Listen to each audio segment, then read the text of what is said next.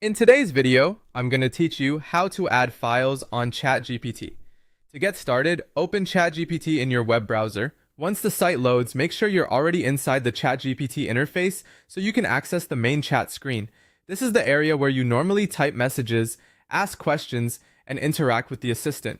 When you're inside ChatGPT, direct your attention to the prompt box near the bottom of the screen. This is the text field where you usually enter your message.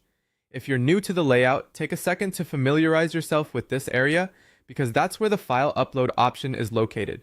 Inside the prompt box area, click on the plus sign.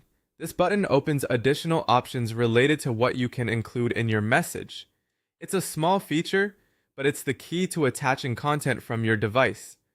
After clicking the plus sign, select Add Photo and Files. This tells ChatGPT that you want to upload something along with your prompt. Depending on your device or browser, a file selection window should appear automatically. Next, choose the file you want to upload from your computer. Browse through your folders, locate the correct document, image or supported file, and select it. Then confirm your choice so the file can be attached. If you have several similar files, it's a good idea to double-check the file name before selecting it to avoid uploading the wrong one.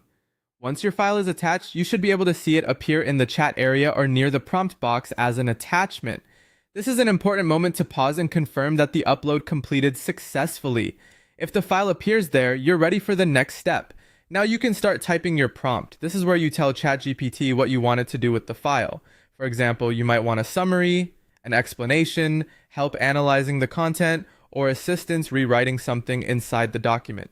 Try to be clear and specific so you get the most useful response. When you're finished writing your prompt, click Send.